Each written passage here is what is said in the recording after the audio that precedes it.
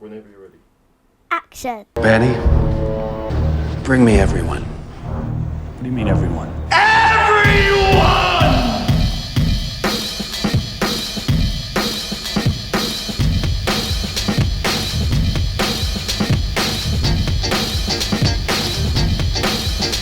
Welcome to the Zedos podcast, episode 10.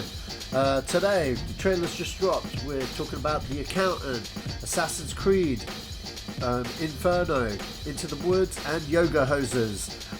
The topics we'll be talking about today is Beetlejuice 2, Steven Soderbergh returns to filmmaking, Tom Hardy rumoured to be in Star Wars Episode 8 as a cameo, Fantastic Four, the sequel, Wolverine 3, Black Panther, and we'll be talking about the films coming out this week, A Hologram for the King, and X-Men Apocalypse. Over to you, Joe. Okay, so as Sach said, we're going to be talking about the trailers that dropped last week. We're going to start with The Accountant, which stars Ben Affleck, and I think it's just Ben Affleck. That's the only recognisable person to me in that. First of all, I've got to introduce our special guest, which is Suzie Belicova. Hello. And her daughter. So introduce yourself. Hello. What's your name? Tiana Thompson. There you go. So you told the microphone, you wouldn't tell me. And so we're going to be talking about The Accountant, or some of us are, whoever's interested. And so it looks like it's about Ben Affleck has got this ability, or is he autistic in it? Seems like he's autistic. He seems to have he seems special to a degree, and because of this he is segregated in society, and it looks like the CIA get wind of this and use his special abilities for missions and whatever. I'm not sure. That's what I got out of the trailer. It didn't really emphasize what he's doing, but he's good with numbers, and so it looks like it's going to be he's Stephen Hawking's type. He's a special kind of guy. Sach, what did you think of the trailer? I quite enjoyed this trailer. It looked quite interesting. Had me really intrigued to see what happens next in it. I thought it was a really solid trailer, to be honest. Did it make you want to go? Is it something that, because that looks like a teaser trailer to me? Is it something that will force you to? Well, not force you to go. That would intrigue you to go to the cinema and watch it. Was there enough in it? Yeah, there was enough in the trailer. I mean, I really like the music choice in there. Anna Kendrick's up in there as well, along with Anna Kendrick. Okay. Yeah, she's in there. The Punisher's in there. Forgotten his name. John Bernthal. Who? The guy that played Punisher in the Daredevil series. Okay, I haven't seen that yet. Okay, well he's in there. J.K. Simmons is in there. It's got a good solid cast. It's directed by Gavin O'Connor. He did Jane Got a Gun most recently. So, yeah, and The Warrior. So, The Warrior with Tom Hardy. The recent one. Yeah. Not the 80s one. Not the 80s one. But it looks quite solid. Hopefully it'll be quite good. Hopefully it'll be better than Jane Got a Gun, that's for sure. But I've not seen that. Well, that film had lots of problems. Yeah, but no, it looks like a solid film. I really like the trailer. I'm still trying to figure out what that music choice is in the trailer, because I thought the tune was quite good. But yeah, what did you think, Suzie? Kind of like it, but kind of like that kind of movies anyways in the first place. What you've got to give me a better indication as to why you do. It's got something to do with science, and it's sort of, to me, it seems like it's gonna be like in the cover by the trailer. What I understood, that the the government's gonna like hire him to do something underneath the cover with the title Accountant. I think there's gonna be something to do with money inside, and I would believe so there will be something with mafia. Okay. But that's just my inside view. But By the trailer. did you like the trailer? Did it entice you to want to go to see it? Would I go see it in a cinema? I don't think so. Would I see it in video? Yeah, probably. I would buy the DVD. I wouldn't go cinema for Okay, it. all right. It's sort of kind of a movie you would watch in the evening, not internally going to the cinema and see it on the big screen. Okay, all right. So it's not a spectacle. No, it's not a the spectacle. kind of action movie that you want to see the action on a big screen. It's more like, I think it's more of a something to do with like similar to like psychological thrillers where you have to think about what's going on and etc. So. What if in the next trailer there was more of that element in it? So if there was more action in this. Yeah, in if that, they would probably give that out, then yeah, maybe it would intrigue me to go and watch it in the cinema. But other than that, no, not really. Okay, all right, that's interesting. Okay, well, that's that for that trailer. The next trailer was Assassin's Creed, and this is a controversial one. So Assassin's Creed, this one's based on a video game, and it's got Michael Fassbender and Marion Cotillard as your main leads, and I've never played any of the video games before, but it looks very authentic. It's shot very well. As the trailer goes, I didn't really. I'm not sure what it's about, but I think this guy's on death row, and then he's in the past at the Spanish Inquisition. I don't know if any of the games are set in the Spanish Inquisition because that lasted for like hundreds of years. Yeah, so. I think there has been one. I'm not too sure. The very first one, when you start playing it, that was about 7 years ago. Oh, did you play it? Yeah. Oh, you have played I'm it. completely hooked on it. Oh, okay. She's a gamer. Oh, okay, cool. No, only certain games I can play, but this got me completely hooked, and I like the graphics in this movie. It seems really good. And the funny thing is about that, there's no VFX in any of that. Oh, really? Really? In most of that, yeah. All the shots are Practical. Apart from the last shot, apparently, is the VFX shot. Right. But everything else is Practical. yeah.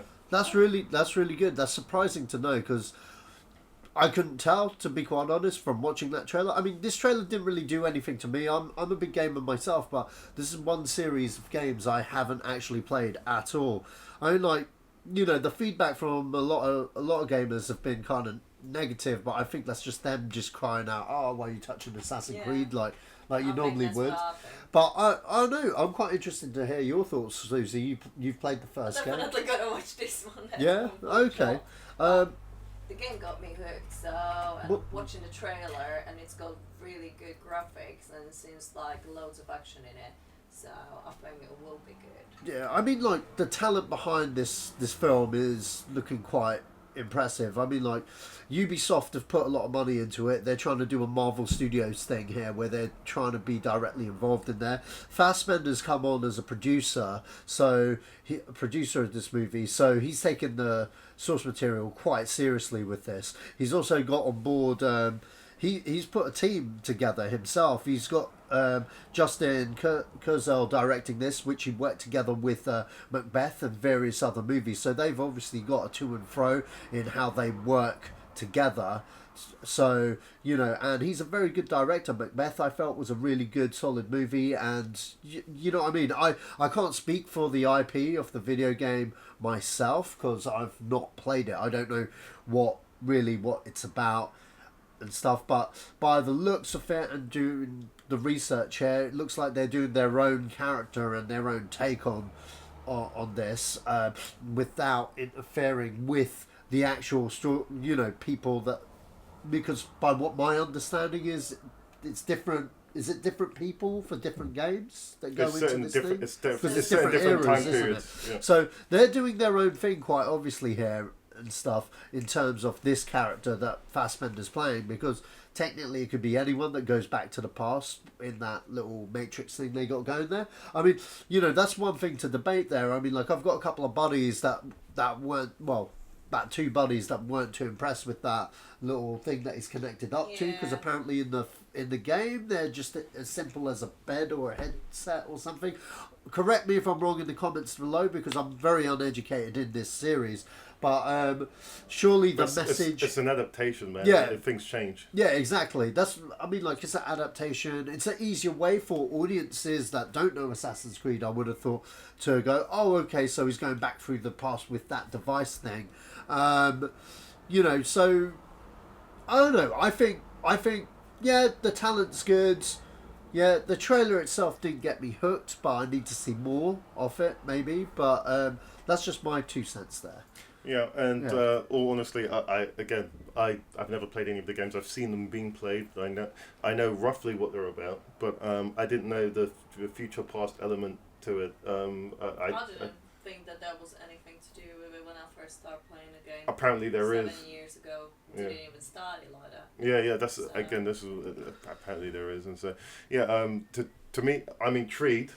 Interesting music choice. I wouldn't have chosen that. Yeah, I wasn't. That was one of the other things I didn't like. I mean, yeah, the music choice was a bit. They could have went with something different. But yeah, it'll be interesting to see what they pull out with this. And they definitely shouldn't have gone with Kanye West, because he's not the most artist Exactly. in the world at the moment. He's like the worst right now. I mean, I think I've said all I've needed to say, other than, I had a choice once 7 years ago, and that was like, hey, I either get Assassin's Creed or Mario Galaxy. I chose Mario Galaxy, but, You which is an awesome game. Which is an awesome game, by the way, but, that's my opinion. Yeah, you make your choices. Did any of you like Resident Evil? Yeah. No. Okay, so did you like the films? Yeah. Okay, so this is what I mean. Yeah. Those films it's weird. They transcend between different lines of people. I can't stand them. Yeah, me too. But I love the games. I was there when you walked out of the second one. Yeah. I haven't seen one since. But I just wanted to gauge around the room what in terms of video games, movies, what people liked and what people didn't like, and so. Yeah, to me, I think we're coming into a different era now where people understand what the property is, as opposed to, because, no offense, Suzie, but the films of Resident Evil, they don't follow the story at all. I know they don't. Yeah, but that's what I hate about it. And that's the problem with the games. Like, when they're making movies based on games, with a movie, the director's choice where he want to take it to.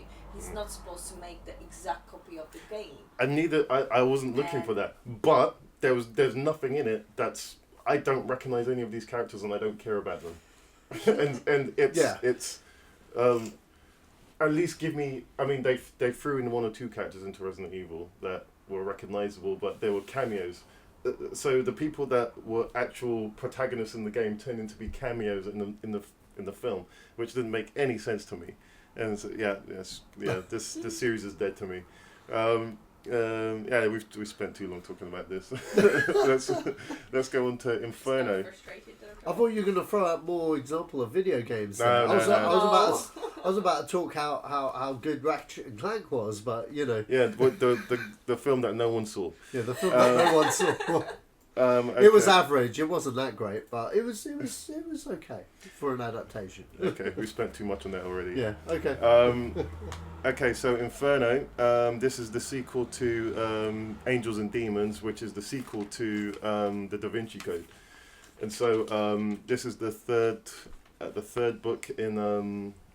It's actually the 4th. They skipped the lost symbol because we thought we had this discussion, and I was like, I swear they skipped one. I've not read any of the Brown, books. that's it. I've not watched the movies, but I remember a friend of mine being really into the books, saying, "I hope they do the lost symbol." And I was like, "Hang on, wait, did they change the title or whatnot?" Turns out they skipped the lost symbol. They've gone straight into Inferno.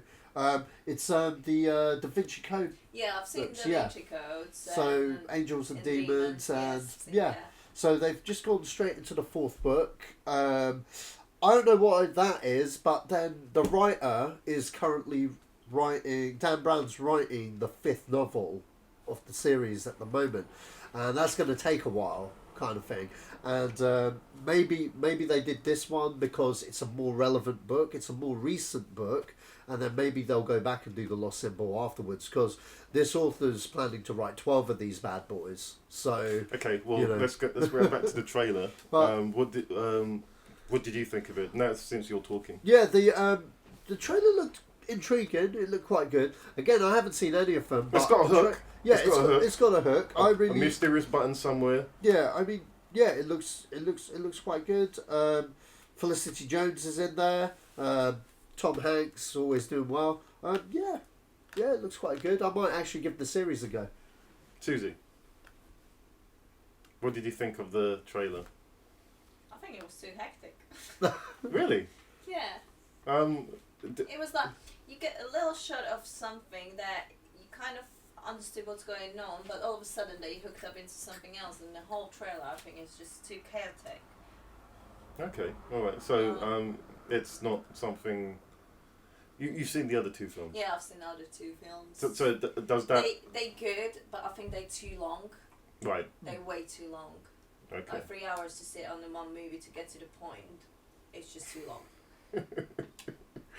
Okay. And you She tend- might have put me off. No, but with this sort of movies, you tend to find that the directors tend to drag it too long Yeah. for no reason. I don't understand the idea of 3 hours movie when they making unnecessary comments or unnecessary dialogues. So that's one thing which would put me off that movies and which put me off the previous one. Would I go watch it again? No, it's a one-time movie I would watch. Okay. All right. That's interesting. So yeah, for me, as it's got a hook, the hook seemed to be enough for me to intrigue me. I'll wait for the next trailer to see if there's any more plot to it than just the button that kills half the people on the planet. But apart from that, I like Tom Hanks. I like Ron Howard. So Yeah. I'll probably catch it. It was a decent teaser trailer. So that's all I've got to say about it really. And okay, on to the next one, Into the Forest. I've got nothing to say about this. This trailer looks like a horror film. Doesn't seem to know what it is. It starts off like a horror film, and then it turns into this dreamish, weird, surreal kind of world that these people are chasing them, and then they're not. Then they're in the forest. And then they're on their own. There's no actual. I don't know what's going on in this trailer, so I can't really say that I'm looking forward to it because I don't know what it's about. But, it's got Ellen Page in it. I didn't recognise the other actress. Yeah, that'd be Evan Rachel Wood, being Never- directed by Patricia Roseman. Never heard of Who either did one of them. Mansfield Park, Kit Kitteridge, and White Room. Have you ever seen any of those films? I've seen Mansfield Park. What's in that? What happens in that? I can't remember, but I remember watching it. So it was Probably that was that good as it said. it was a good film then. Just definitely rememberable. No offense to the director. Those films are probably pretty good, but I've just never seen them or heard of the director. So Yeah. I can't really say much. Sach, what did you think of the trailer? Yeah, again, it just looked like it should be called Lost in the Forest, because I was lost in the trailer. I was like, what's going on? I didn't understand what was going on. Okay. Like you said, at the start looked like it was going to be a horror movie, and then I'm kind of leaning towards maybe this could be just a thriller. Mm-hmm. Or maybe they've just lost, I don't know, like biscuits or something in the woods. I don't know what's going on there. Oh, right, okay. They're looking for something. Susie.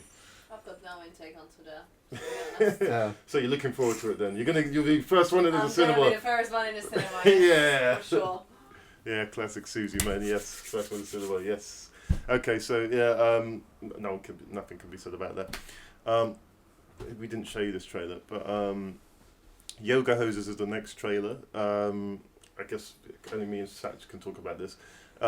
Sach, what did you think of Yoga Hoses? I thought the trailer sucked. Okay. Okay, it intrigued me what the little midget thing was. That was funny. I didn't think it was a great trailer. I felt they could have done a lot better in the trailer. I know that I'm going to probably like the movie based on the talent behind it because I love Kevin Smith. All right, I loved Tusk. Okay, I love all of his films. He hasn't. Actually, actually, aside from Cop Out, which he did not write, which shows quite clearly he did not write. Aside from Cop Out, I'm generally pro Kevin Smith. Usually pro Kevin Smith. So I'm pretty sure the writing's going to be on point. It's his kid, Johnny Depp's kid, as the two leads. Oh, Johnny Depp's in it as well. Yeah, I know Johnny Depp's in it as well, but you can't. You know what? That's a surprise because you don't even know it's Johnny Depp, and even if when you watch the film, it just says what's his character? Gila Point. Gila Point. In Tusk, it says Gila Point as himself. So the audience don't know who Gila Point is. Only those that know that it's Johnny Depp because he's not. But once you know that Johnny Depp's in the movie, you know it's him. Yeah. Does that make sense? Yeah. Because he looks completely different. Yeah. Like you just wouldn't know it's Johnny Depp unless you told someone, yeah, Johnny Depp's in this movie, and then you start looking for who could be Johnny Depp, and then you're like, yeah, it's that weird guy, it's that freaking weird guy. But no, in Tusk he was great. He was one of the highlights in Tusk, and I can only imagine that it'll be more funnier in this one. He's very kooky in this one, but I don't know. The trailer was really crap. It was really rubbish. I didn't dig it at all. I really didn't. But judging by it's a Kevin Smith film. I personally like Kevin Smith. I like all of his stuff.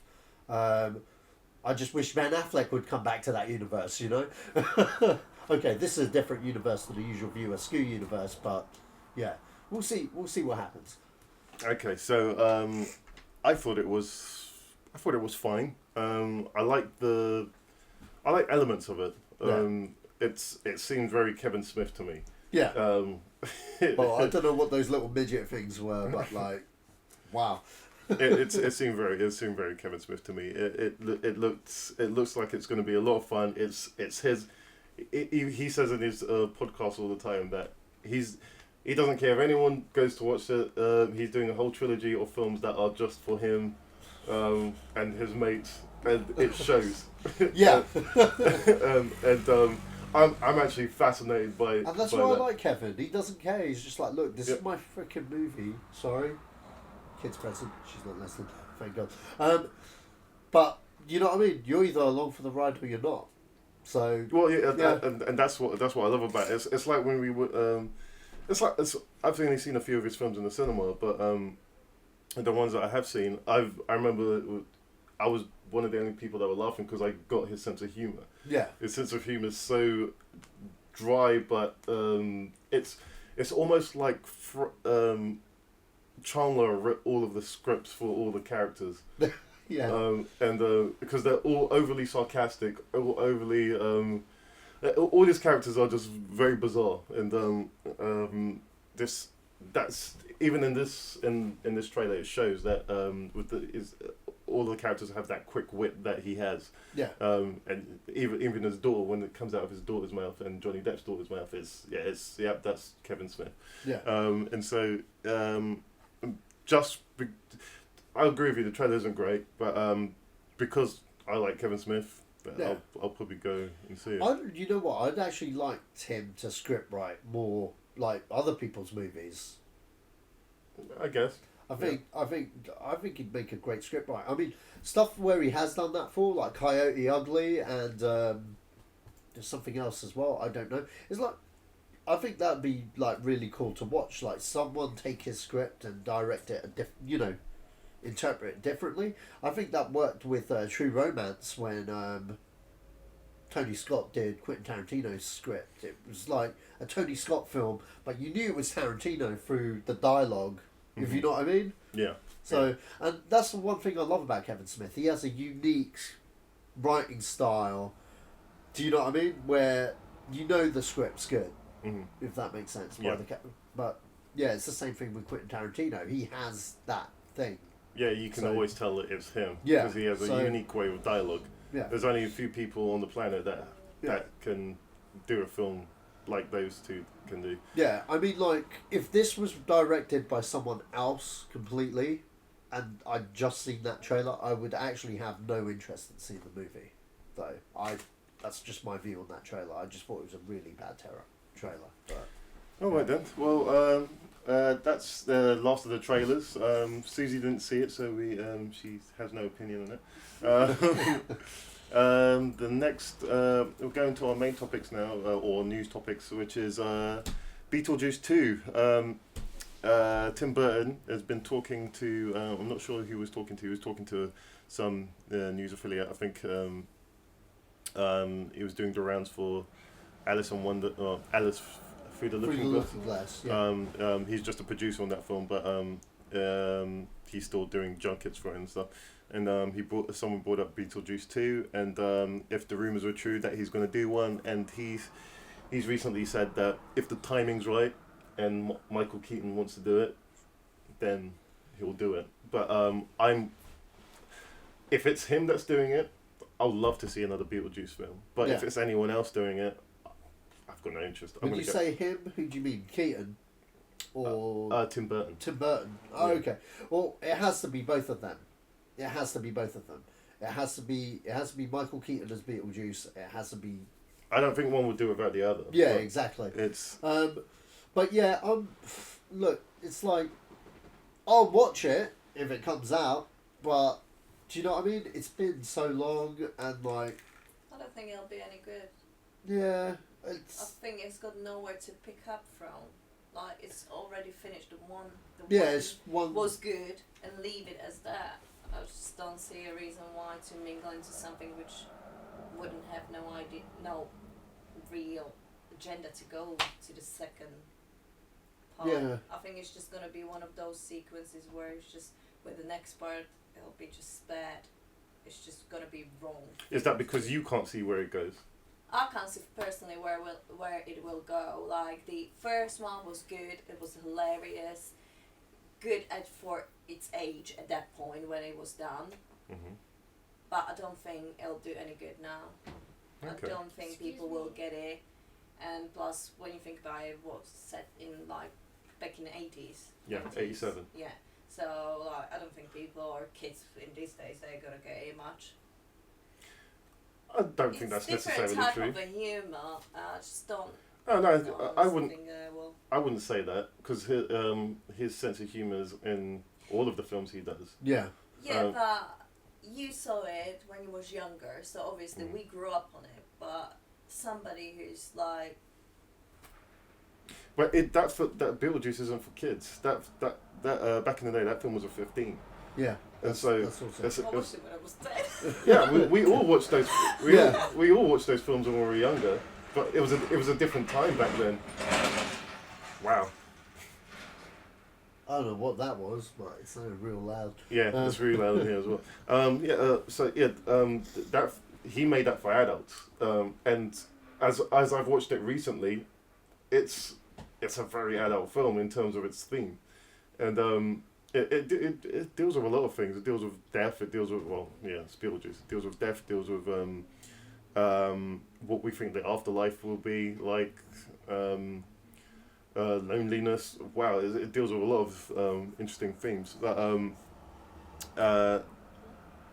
as for the second film, if there's a good idea for it, and it intrigues me, I'll go watch it. If it's from the original filmmakers and they have a good enough idea for it, I can't see any harm in it. It's. Well, you watch it and you tell me what it's like.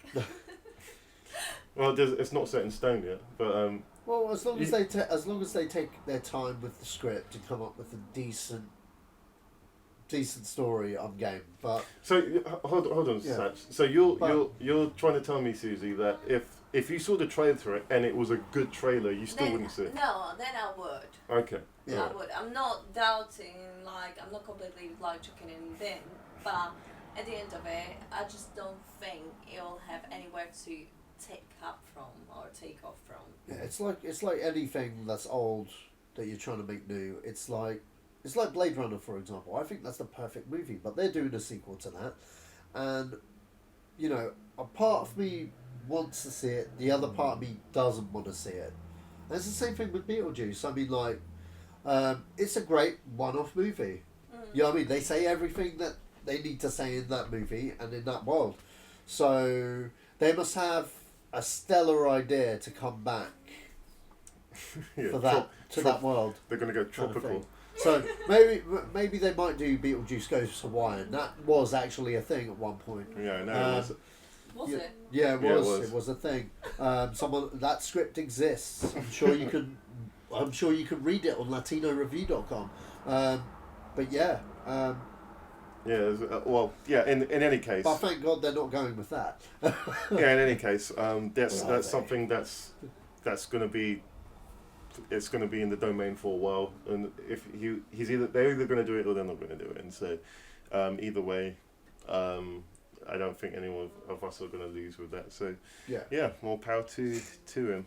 On to the next story.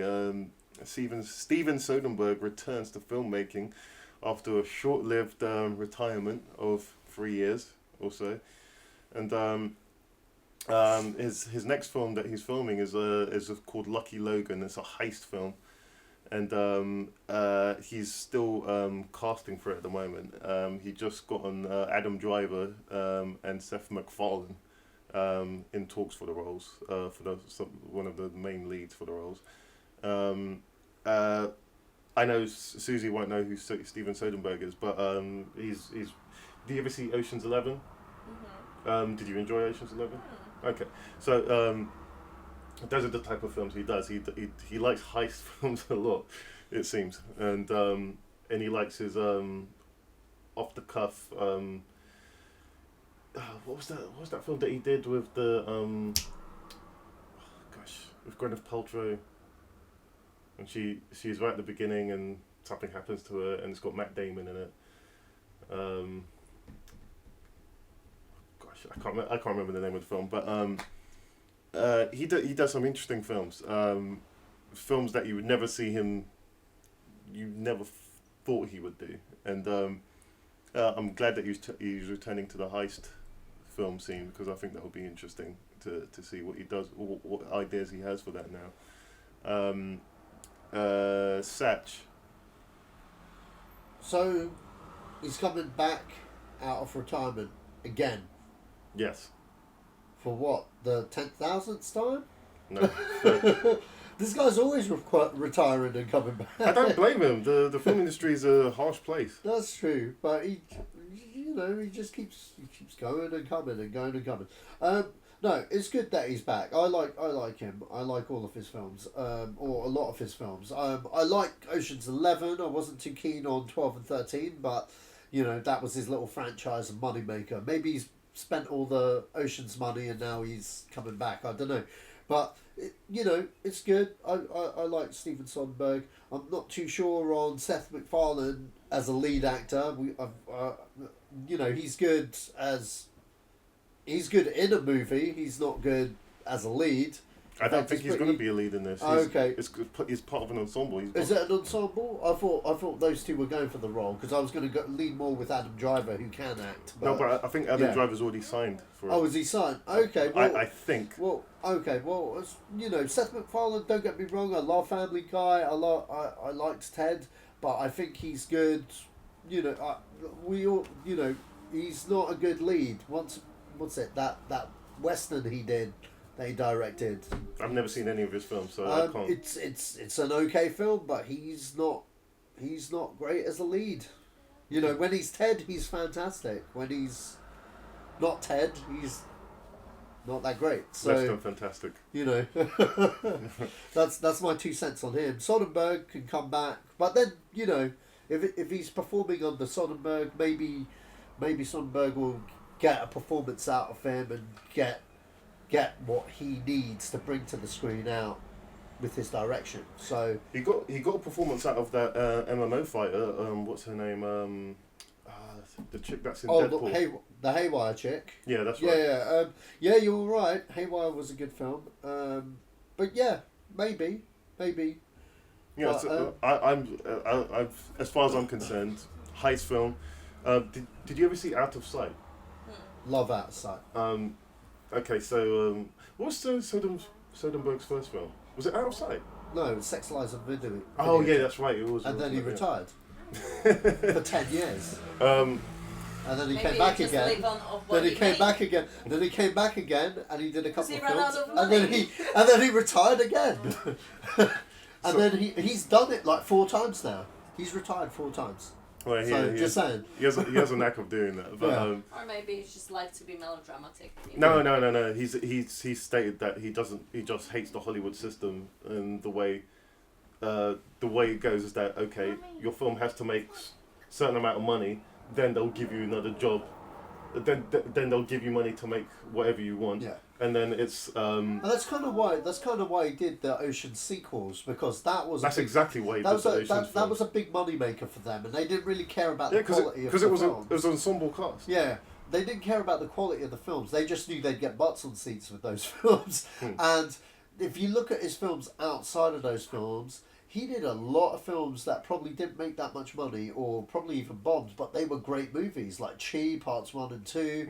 And then you had one I really liked of his, The Good German. If people haven't seen that, it's a really good movie. But it's set, it's set just after World War II, and it's like, it's actually filmed in black and white. Kind of I like didn't know that. if it was filmed of that era. I've got it on DVD, I'll lend it to you, but it's a really good film. Okay. It kind of reminds me of Casablanca. It's very, very like Casablanca, but it's got modern day movie stars. It's got George Clooney, Gwyneth Paltrow, and Tobey Maguire. And Tobey Maguire plays a very interesting character in that. Yeah. So. Okay. Well, yeah. Well, given that, Yeah. I'm waiting for his return. Can't wait for it. On to the next topic. Tom Hardy has returned. Well, Tom Hardy is rumoured for a cameo in Star Wars Episode 8 as a First Order Stormtrooper. Not sure how true this is. Do you know anything about it, Serge? Yeah, that's hit the headlines. I don't care. I No? don't care. So what? He's wearing a helmet. He's wearing a helmet. It's about as big news as Daniel Craig being in the last Star Wars. All right, it was a funny scene. Okay, now that I know it's Daniel Craig, you don't see his face, so it's not gonna. Oh my God, let's see Tom Hardy say a line in a Star Wars movie where you don't actually see him. You know what? If you wanted it to be news, just say Tom Hardy's in a Star Wars movie. Here's his face, and then people would care. You know what I mean? It's not news. I don't care. Yeah, that's what a lot of other people are Yeah, saying. it's like If this- you're going to put him in this film and cover his face up, what's the point? I'll tell you what, folks. Dan Aykroyd's in Indiana Jones and the Temple of Doom. Bet you didn't know that. I bet you're excited now for when you next watch it. There you go. I know exactly where he is. Yeah, I know you do, but like a lot of people don't know that Dan Aykroyd's in that movie. I'd be surprised if a lot of the younger audiences even know who Dan Aykroyd is. Yeah. But, but do you know what I mean? It's the same kind of thing. It's like, so what? Yeah, I guess so. Yeah. I won't ask Suzie because I know what she thinks about Star Wars. So for me, I would Suzie, say you're wrong. no, I'll force her to watch it at some point. I'll start. There's an abuse. I'll start with episode 7 first because I think that's the easier one to watch. Yeah. As you said, it's kind of a non-news story really. It's something that that looked interesting, so I thought I'd talk about it. Whatever he ends up being in Star Wars, I'm sure there's a bigger picture to the whole thing. I'm sure his cameo would be absolutely awesome. But to be honest, I reckon he'll be, as you said, he should be in the film as opposed to covering up his face. Why have an actor? As a person who has never seen Star Wars, is it going to be the rowboat thingy? No. Okay. Let's just, for the record, Suzie called one of the characters in the Star Wars film a robot thingy. So feel free to relish on that how you wish. Uh, okay, so on from that non-story to another non-story. Fantastic Four sequel in the works at Fox, apparently. Simon Kinberg wants another sequel with the same cast, and he wants it to be brighter and funnier. Is it the one with the youngsters? Yeah. Okay. Seen the first one. Yes, you have. Yeah. I was going to go technical there, but you have. I don't know. I really don't know what to think about this.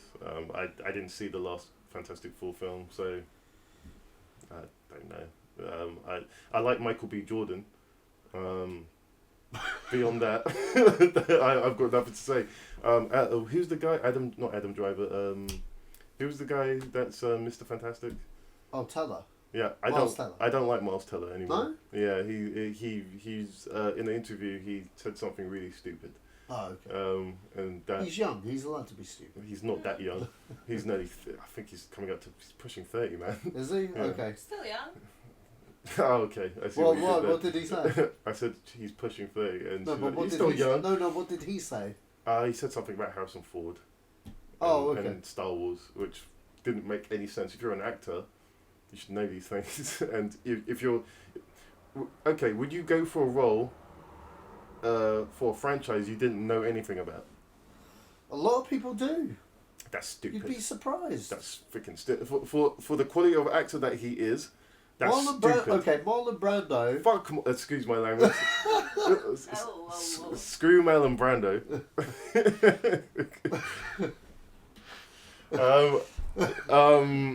I was gonna say he didn't know he was auditioning for. Yeah, Marlon Brando. Yeah, That's different. well, Different how's it actor, different? different time. No, well, I think it's the same thing. He got away with so much stuff up until he died. I don't know how he did it, but even when he was in Superman, he read all of his stuff. He didn't bother to learn his lines, which I, as a method actor as he was, I can understand. How But did he then make the movie? yeah, so he didn't know any of his lines. He called Superman Ralph. In the outtakes, it's like, Ralph, what's his name? Oh, Kal-El. Why is he Kal-El? Can't we just call him Ralph? So yeah, No, but like, you know, I get what you're on about. I remember reading something like that, and I thought, but then he's probably like Suzie, just not into Star Wars. Was never brought up into Star Wars. Probably did a little. Suzie Yeah. has a good given right not to be interested in it. He's an actor. You're trying to say if I was an actor, I should be interested in Star Wars? You should know what you're getting into. That's my Okay, that's my I want argument. to take the role that I'm going into, not knowing what I'm going to be playing. Mm-hmm. But I don't need to know the whole history of it. But maybe that's part of his acting process. No. Maybe Maybe he's just learning, trying to be he's going to play Harrison Ford, no matter what anyone's misconceptions of that role is. Yeah. So he has to know what he's talking about. Not necessarily. Yes, he does. Not necessarily, because here's the thing: if he's not into it, okay, different actors do different things. I know as a fan, okay, I know as a fan, we're going completely off topic here, but I know as It's a fan, better than the topic that we're talking about. I know as a fan, you know, you'd like them to have the mannerisms of but you don't want them to Harrison be Ford. exact same thing. Yeah, and he's not yeah. supposed to be copy of Harrison Ford. Yeah, yeah. Harrison Ford Well, is it's Harrison old. Ford. He's done his own thing. Yeah. He's good, but don't copy him. That's- you need to start learning and his that's- own beat. But that's what I was about to say to a degree. Maybe that's part of his. Maybe that Learning from him, curve. not even learning curve. Maybe that's part of his method to his acting. Maybe he just wants to take the information that's given to him on the script, because different people work in different ways. I mean, like, you know what? J.K. Simmons most recently said that he wasn't going to look at anybody else's performance for Commissioner Gordon. He wasn't going to watch the Dark Knight trilogy because he hadn't seen them. He hadn't seen Batman. What he did say was that he was aware that this is a character that has pleased a lot of people, etc. So his homework would be the source material being the comic books. Mm-hmm. Do you know what I mean? And that's where he was going to get his his version of Commissioner Gordon. What you've just told me. Hear me out. Miles Teller's homework is quite possibly the script that Lawrence Kasdan has written, the notes of that he's a smuggler and stuff, and that's probably where he's basing. I'm going to break your whole argument. What? I'm going to break your whole argument. Okay. Okay. Star Wars fanboys. That's not the point, though. No. But that's not the point. Let me finish. Okay, go on. Star Wars fanboy. Yeah. He's playing a young Han Solo. Yeah. Okay, so he has to have his mannerisms. He has to. Yeah. There's no if or buts or maybes about it. He has to. Otherwise, it's not going to make any sense. I hear you. I hear you to a degree. And that's my spanner. If Yeah. if it was a different role. Yeah. If it was one of a sequel to one of his films, like Doctor, what was his role in Yeah. freaking hell, when I Didn't Kill My Wife. Gosh, I can't remember what the film is. Yeah. You're saying you don't know what I'm talking about. Fugitive, yeah. Okay, so if he was playing that character, Yeah. you don't really have to have his mannerisms as a younger version of that character, because you didn't see him as the younger version of that character. Han Solo, we saw him in his, I guess he was in his mid-30s when we first saw him. Uh-huh. And so he's playing just a bit younger than that. He has to have his mannerisms. But then does Daniel Craig have Pierce Brosnan's mannerisms? No, because they're two. Okay. No. Okay. You can't do Timothy that. Dalton have. You can't. No, you can't do that. Why? Because that's a. Okay, so Why? It's a continuation. yeah, it is a continuation, but they're not the same people. But neither is Miles Teller or Harrison Ford. Well, this is my point. And the thing is, the films are direct. They're directly supposed to connect with each other, and so that's the big difference. Right. You're gonna have people moaning that the fact that that's not he doesn't shoot like that, he doesn't walk like that, or he doesn't act like that. Yeah, I understand that. But that's not what we're talking about here. The issue we're talking about is his approach to the work compared to other actors. That's the point I'm trying to make. No, that's Okay, exactly what we're talking about. Okay, but he has a different approach. Yeah. Okay, to how he does. If you gave a McDonald's employee a bucket and a mop, okay, and say mop the floor. All right.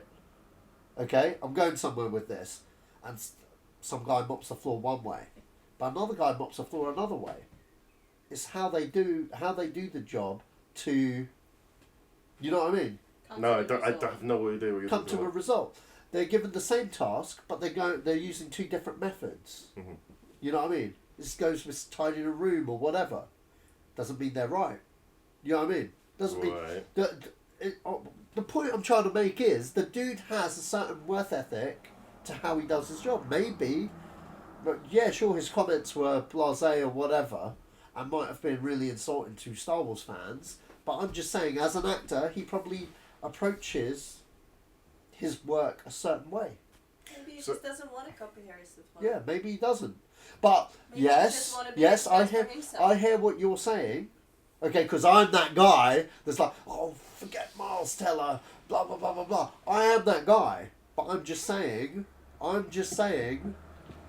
in terms of his comments, maybe that's just the way he's approaching. I'm glad he's not got the role. People are insane. But I like it how this week you're really passionate about the Han Solo issue. And I personally don't care, but oh no, you don't care. No, he doesn't care. no, I personally don't care, but no, He just went hunting for it. Yeah, he totally did. no, because it's a good conversation topic. Yeah. But back on track with Fan Four Stick, as I like to call it. Now you can talk about this because I don't care about it. Yeah. What are they doing at Fox, man? What are they doing at Fox? What are they doing? Well, I don't think they're doing anything. I just think it's Simon Kinberg just making comments because he's directly attached to that project. But to go off in a different tone. By the way, we're talking about Fantastic Four again. For him to go off in a different tone, you know, which is akin to the original Fantastic Four with Chris Evans and Jessica Alba and that makes no sense. You know what I mean? Makes complete no sense. They've tried like 4 or 5 times now of trying to make a franchise out of the Fantastic Four. Give it back to Marvel. Give it back to Disney and Marvel. Actually, Fox don't have to do anything. They don't. But you know, that's what the masses want. You know what I mean? Well, who cares what they want? Who cares what they want? But you know, I'm sure when he makes his fun version with the same cast, it'll probably crash and burn because it's now directly associated with this last, well, terrible movie. Mm-hmm. Do you know what I mean? It just means that Fox have more money than sense, to be quite honest, if they did do a sequel to this, because that movie burned. How are we getting, you know what I mean? I know they haven't confirmed it, but if that does come out, I'm literally going to shout, how the hell are we getting Fantastic Four, a sequel to that terrible movie that made no money, and we haven't got a Dread sequel? Well, yeah. But yeah. Right. I'm from Fantastic Four to another comic book franchise, Wolverine 3. Producers confirmed that Professor Xavier will appear in this next sequel with... Yeah, it's definitely Patrick Stewart. Patrick Stewart will be confirmed for this next film, along with it being an R-rated film. And so, yeah, this is I guess we kind of knew this already, that it would be R-rated, and we had rumblings that Xavier would be in it, or Patrick Stewart would be in it. I want to ask Suzie about this because she said something interesting before the podcast starts. Suzie, have you seen any of the X-Men films? No. You said you were intrigued. I've seen about 5 minutes of, I think, first or second one where you've got the Wolverine thing in there, and I think I've seen the last scene of one of the X-Men where the Wolverine kills his... You just named all of the films.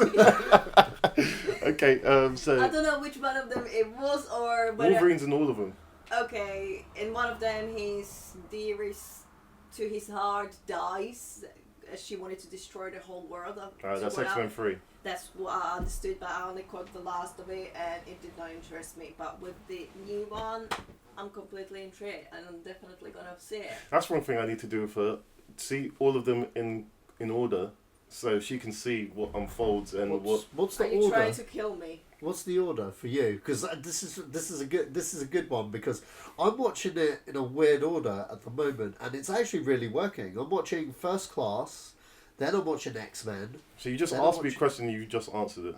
Oh, was that the order you were going to watch it? No, or? you just asked me. You asked me what order you're going to watch it, and then you just carried on talking.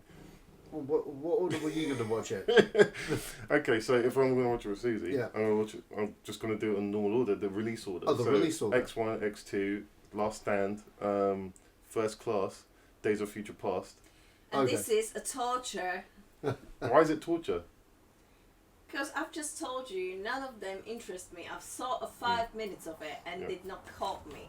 This one, I saw a trailer of it and caught my attention. So you won't know what's going on. Don't worry, I will figure it out. No, I you won't. I think these ones are too hard to figure out. Any of the Marvels ain't too hard to figure out. And anybody want to hate me, go ahead.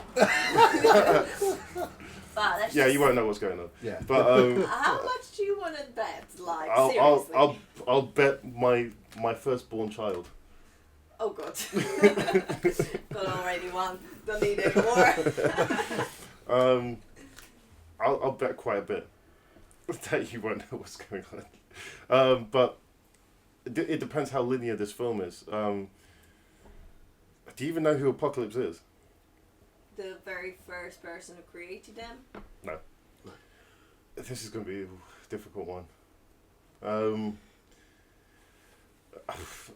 I don't know. Well, but, let's just watch the movie and then you can ask me for my opinion. But as I said, I'm Okay. going to definitely watch it because I think it looks very intriguing and the graphics are amazing. And it's something when I saw, what was the sequence called with Jennifer Lawrence? Hunger Games? Yeah, when I saw those trailers, the last one, the Mockingbird 2, whatever it was called. that's something that like literally interests me. I wouldn't go and read the books, not knowing what they are, but watching the movie, like the trailer just literally stuck into my head, and I wanted to see it, and I liked it. Okay. So I think that's something with X-Men's, like the last one, the Apocalypse, where with the previous one, seeing the trailers did not interest me. Hey ho. Fair enough.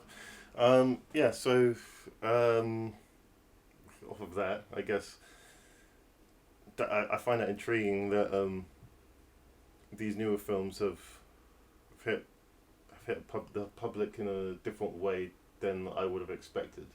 I mean, people go to watch them more than it's had an increase in people watching them since the first one. So it's. I mean, a lot of people don't like Bryan Singer's version of X-Men, but I like the way he's humanized it, because essentially it's about X-Men's about civil Racism. rights. Yeah, it's about civil rights, it's about racism, it's about, even to a point, if you're gay, coming out to your family. I watched X-Men 2, and that whole scene where he comes out to his family that he's a mutant, Yeah. that's him coming out as a gay person. That's Bryan Singer there, because now that you know that Bryan Singer's gay, you kind of look at it from a different... It's got the same parallels. It's got the same parallels, and that bit was quite a powerful scene in that movie, and it's quite deep. Yeah, X-Men's got the spectacle to it with the powers and stuff, but there's a lot of deeper themes, because Professor X is Professor X is Martin Luther King, I'm getting the characters mixed up. And Magneto is Malcolm X. There's no doubt about that. It's just, imagine if they were best friends. They're both talking about the exact, that theme of race, that theme of, about what goes on in society. Identification and being rounded up, and then... Yeah, exactly. Yeah. And, I think those themes are universal. That stuff still goes on today, and that's why the movie series has been quite popular. That's why the comic books are popular today, because people kind of identify themselves with these characters. See, I would say that, but certain people identify themselves with that. Yeah. But if you there's a lot of people. I wouldn't say a lot of people. There are people that are surprised that slavery went on 100 years ago, or even to an extent that racism was so bad even 40 years ago. Yeah. There's certain backgrounds of people that get it, and there's certain people that see the parallels. Yeah. Or don't see the parallels of what I'm saying as to real life. And this is a complete offshoot from Wolverine 3. It is. Getting back to it anyway. What is there to say about Wolverine 3? Well, we'll see what they do. I mean, like, they're chanting out that it's based on the old Logan storyline, which is rubbish, because unless they've got a deal with Disney, because, like, that storyline, Hulk's in there, all the Marvel Universe villains are in there, so they're adapting it to make it fit what they want. Yeah, they're probably adapting it loosely, so it's probably going to be a post-apocalyptic kind of future. I don't think so. Well, that's what it is. Yeah, I don't think that's going to happen in this film. Well, if it's set in the future, then they could do their own version of that future. I guess maybe. I'm guessing that's what they're doing, because I can't see that happening. I mean, like, the only way I can see it working is if it is a post-apocalyptic future, but their own kind of one. Yeah, that's if they're doing that storyline, which I don't think they do. You don't look like you just had their post-apocalyptic future in Days of Future Past. Then you've got but that future doesn't exist anymore. I know it doesn't, but maybe a version of it does. Yeah, but if this is directly after what we saw at Days of Future Past, then it can't be. Yeah, or maybe it's set during the timeline of Days of Future Past. Either way, we don't know what they're doing. We could speculate to the song. Yeah, we don't know what they're doing, but they're doing something. It's R-rated. It'll be interesting. I don't really have an opinion on this until I see something of it. Yeah. And there's a big rumor that X-23 is going to be in there, so that's going to be a bit interesting. I don't really know much about that character because she's in the modern comics now. All I know is that she's a clone of Wolverine, but a female clone of Wolverine. So we'll have to see how that pans out. Really, I mean, like I like that. I buy that Patrick Stewart's back because he's great at what he does. It's good. We'll just have to see what they do with this. Okay. I'm still hoping that it's not Hugh Jackman's last one, but even if it is, dude deserves it. He's been playing the character for 17 years, man. Let the guy off. Infinity War. I'm holding hopes. Is anything more to say? No, not really. Well, yeah, I'm looking forward for Patrick Stewart to be in it, and can't wait for James Mangold to do what he's doing. Okay, on from that to Black Panther. So the news is that the majority of the cast will be African American, and Michael B. Jordan has just been cast as someone in this film, and Laputa Nyong'o is in talks for a role as well. So this is they're really going for it. This film's going to be a game changer in terms of the racist people around the world. So a lot of people are already saying, as Colin was showing me, that this is already people already starting the machine saying, a film with a black cast isn't going to work. It's just it has to be 10 times better than any of the Marvel films for anyone to go and see it, which I find quite insulting. That is insulting. But I'm a white person, so. But this is the thing, right? That is really insulting. That's to say, especially nowadays. Yeah. Yeah, you'd say that, but if you ever saw the 12 Years a Slave poster, I've was seen no, not the film. The poster. If you saw the poster, that was in Italy. Brad Pitt was at the front of it, and he's in it for 2 seconds. Yeah. Are you serious? Yeah. But this is the thing. Had nothing to do with them. I know it didn't, but that's the only way they could sell the film there, because institutional racism is still rampant, especially when it comes to films. Yeah. And so it's if you try.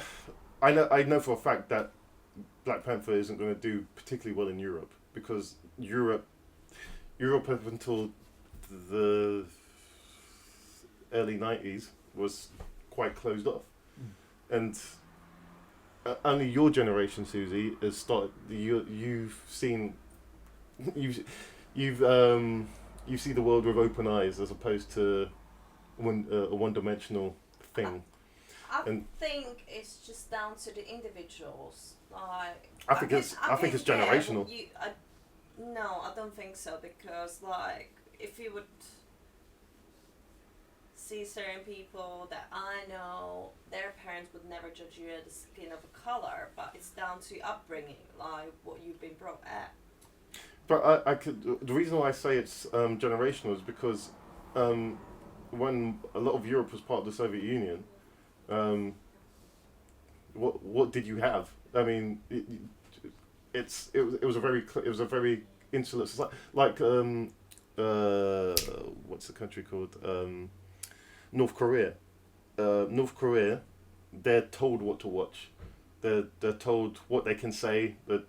They're essentially told what to do.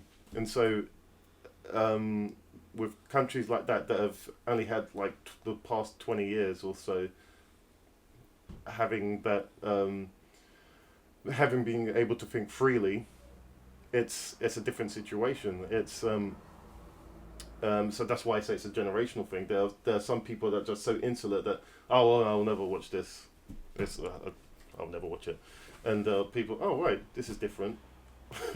There's just two camps, and it's generational. It's that's my theory on it. Anyway, going back to Black Panther, this is going to be a game changer in terms of its cast for general, because I'm guessing Captain America may be in it, maybe a little bit. But they've confirmed that Winter Soldier might be in there. Yeah, well, consider what happened to him at the end of the last film. Yeah, I wouldn't be surprised. But, it should be good. I'm actually looking forward to it. I mean, like after watching Civil War, he was the standout for me. I thought everyone can say Spider-Man. Spider-Man was awesome, but I really liked what they did with Black Panther. I thought he was perfectly cast. I liked the guy they got to play his dad. It was really good. He was really good. He delivered more than I thought that he would, and he was in it a lot longer than I thought that he would be. I also liked, spoilers, I also liked how they dealt with his character, with his motivations towards the end of Civil War. I thought that was very fitting towards the character, and I thought it was very... I thought it gave his character more of a mature outlook on what was going on around him compared to his other peers, when he was the character that could quite easily have gone a different way with what had gone on in that movie. But no, he was really good as Black Panther. The character was one of the show stealers for me, even better than Iron Man or Cap. I can't wait for this movie. It will be a game changer. It will be, in terms of forget the race issue. In terms of the story itself, the origin story itself, I remember there was an animated one, and it didn't get a DVD release because they didn't want to do that version of the animated one. I think it'll be a good movie. Whether it be a successful movie, that's another thing entirely. But Marvel can afford to take the hits, even if it's unsuccessful at the box office. This is still going to be a great movie. I don't think it'll be unsuccessful. I think it'll be. I think it'll be Yeah. a moderate. Like Ant-Man. Like Black Panther. No, sorry. Like Ant-Man. Yeah, sorry. Yeah. I think it'll be a moderate. I think it might be a little bit better than Ant-Man. The reason why I say that is because audiences have already got a taster of him in Civil War. Don't underestimate racism. True. But I think him being in Civil War has helped his chances to raise up there.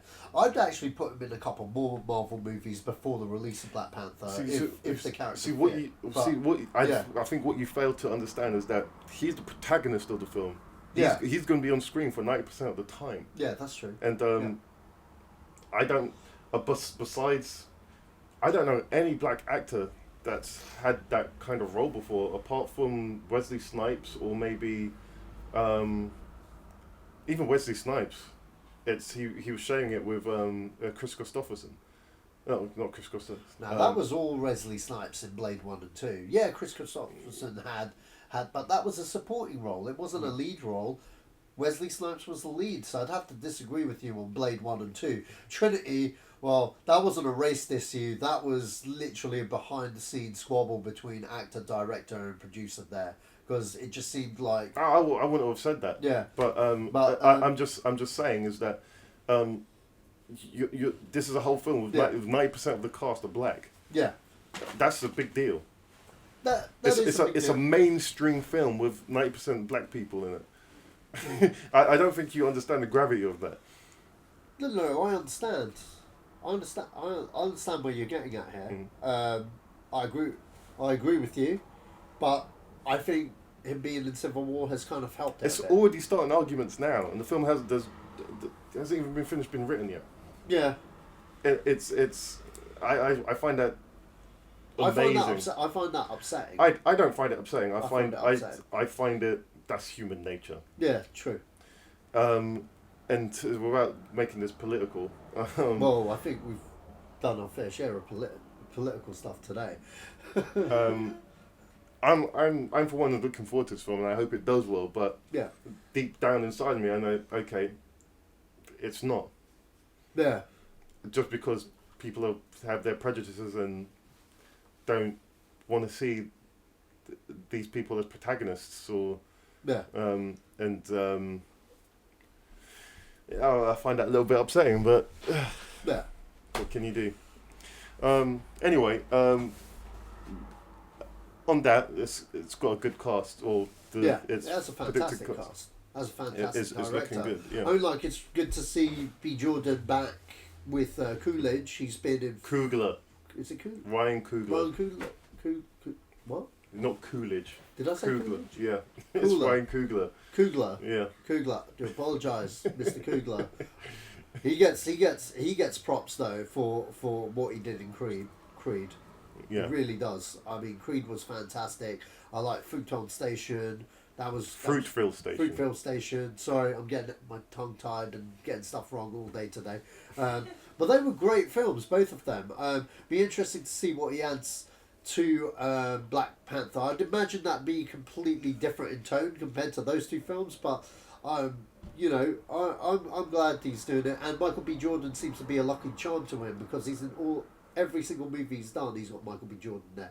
It kind of makes me think, what are Fox doing on the Fantastic Four front? Because Let's not go back into that. I don't want to talk about it anymore. Okay. Sorry, I just don't want to talk about it anymore. I want to hear Susie's insight into. What do you mean no?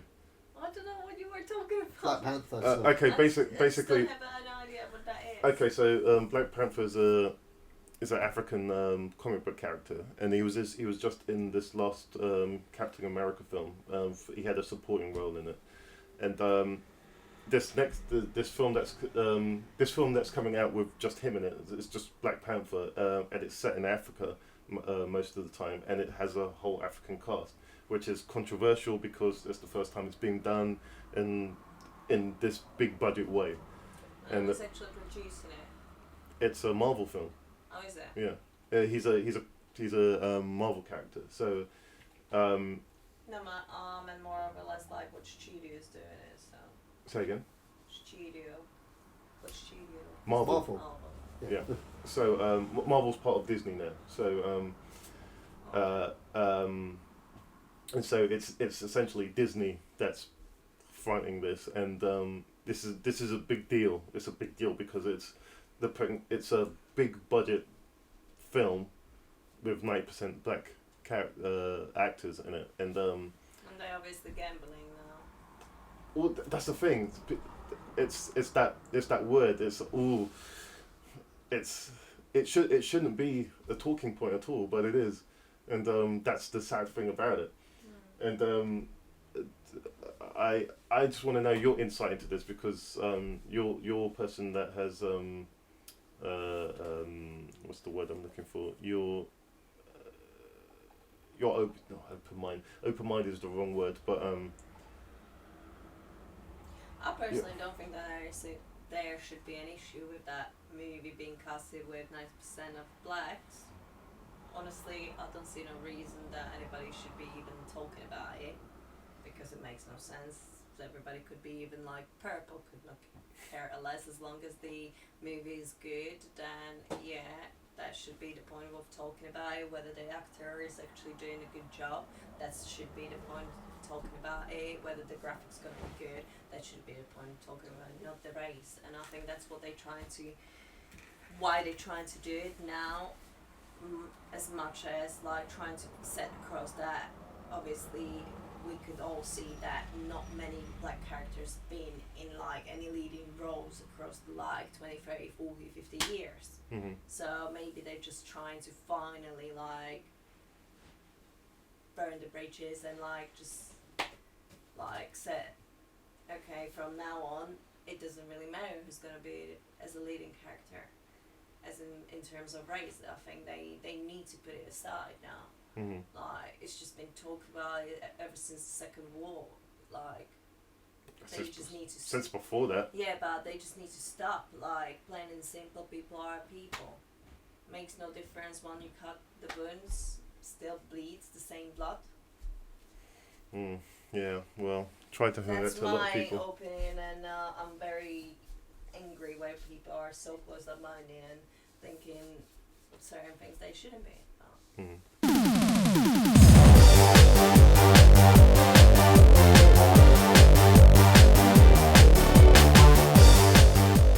Old but new.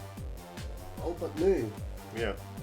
Yeah. Okay, so in this segment, we talk about films from our past that we think you should watch, the audience, and this is a new segment that was thought in the big brain of Sacha Allari, and yeah. So I guess I leave it to what's the film that you would.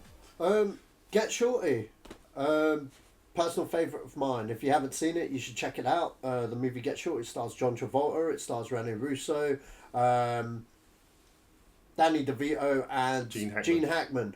It's a really good film. It's got John Travolta in it, as I said. Sorry, you just threw me off there because it wasn't on the show notes, so I was just like, it is. Not on the emailed one. It is. Anyway. Directed by Barry Sonnenfeld, who did Addams Family and the Men in Black series. It's a bit of a black comedy. One of my favourite films. John Travolta just steals the show. If you ask me which John Travolta role that is his best, I would actually say it's this, followed by his Pulp Fiction role. I really enjoyed this movie. If you guys haven't seen it, check it out.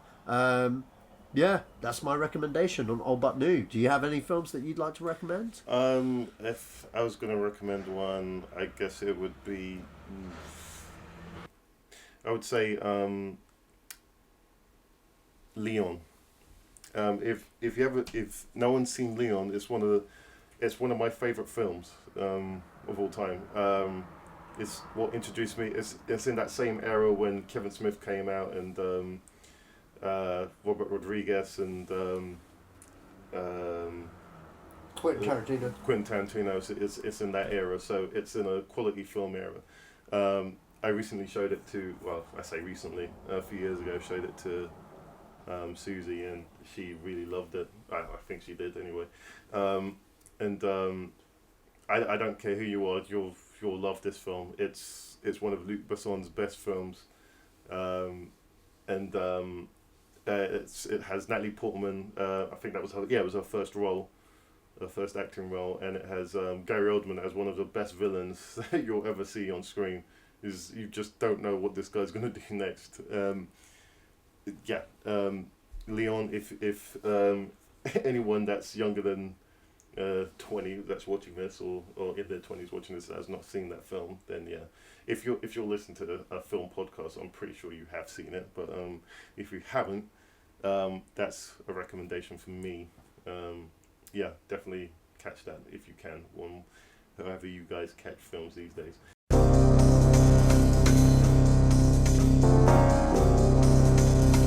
Okay, onto the closing segment, and that's films opening this week in the UK, and that's this next film is from it has Tom Hanks in it. It's called A Hologram for the King, and this is about a salesman. What's his name? Tom Hanks. He's got this holographic technology that he's selling to a Saudi king, and that's essentially it. Really, he has to sell it to him, and that's the gist I got from the trailer. Anyway, it looks entertaining as a film. That's the gist you got? I thought it looked like a modern day rom-com. That's what I got. Seriously, I thought it was a very. I want to see this film. It looked like a love story between him and like the Arab lady. It looked like it was set, with that setting, kind of thing. I liked the look of it. It looked like it was a good like exploration of cultures kind of thing. I really enjoyed the trailer. I really want to see this film. It's been directed by Tom. I can't pronounce his surname. Tykwer or whatever. He's or whatever. Sorry, apologies.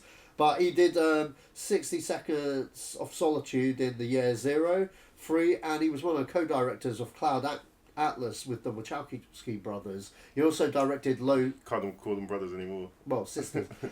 He also did Run Lola Run. So, that's quite a good filmography there for me. The trailer looked great. I hope it does well.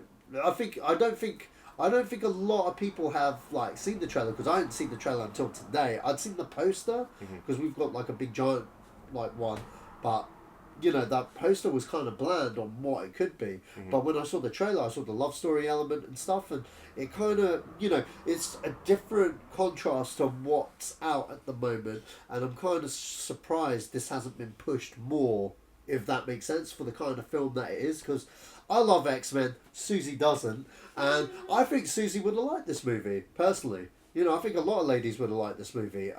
Because I know you got that from that trailer, but when I looked at it, I saw a love story in there. So I saw an element of that, but that came towards the end of the I trailer. know, but I think, I don't know, I got a feeling that might be played on a bit more. I'm sure it will. Yeah.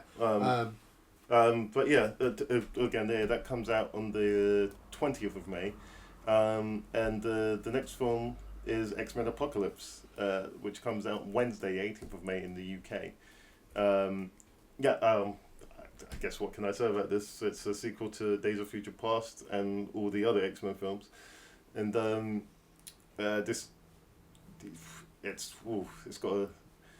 Let me mention the cast. Okay, so it's got James McAvoy, Michael Fassbender, Jennifer Lawrence, Oscar Isaac, Nicholas Hoult, Rosie Byrne, Ty Sheridan, Sophie Turner from Game of Thrones, Olivia Munn, Lucas Till, Evan Peters, Cody Smith McPhee, Alexandra Shipp even, Josh Hallam, Lana Condor, and Ben Hardy. It's a big cast. And Days of Future Past wasn't? That's a huge cast, man. So was the last one. Yeah, this one's bigger. Is it? Yeah, it seems it's about bigger. just the same. Yeah, it's bigger. Okay. Anyway, actually, you might be right. I think I am. You think you are, but you don't know you are. Yeah, you're right. I'm 90%. Yeah, so yeah, this I'm looking forward to X-Men Apocalypse. I know certain people out there aren't. I won't name them. Colin.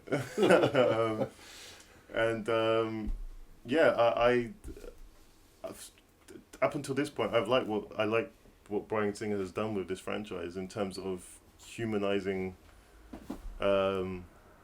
these characters in, I wouldn't say in a traditional sense, but just in. Actually, no, I would say in a traditional sense. He's humanized them. They feel, a lot of them feel real anyway.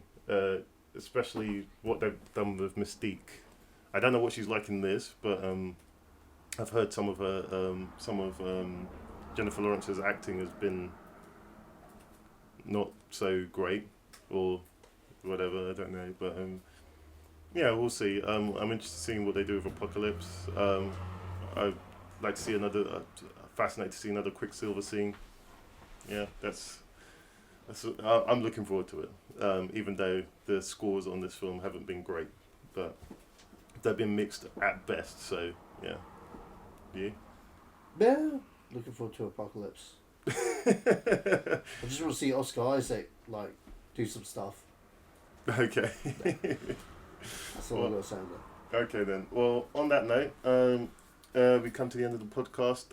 If you want to write in I'm going to be doing Film 20 questions again at the end of the month, and if you could write in with a suggestion of a film that we have to guess, that'd be great.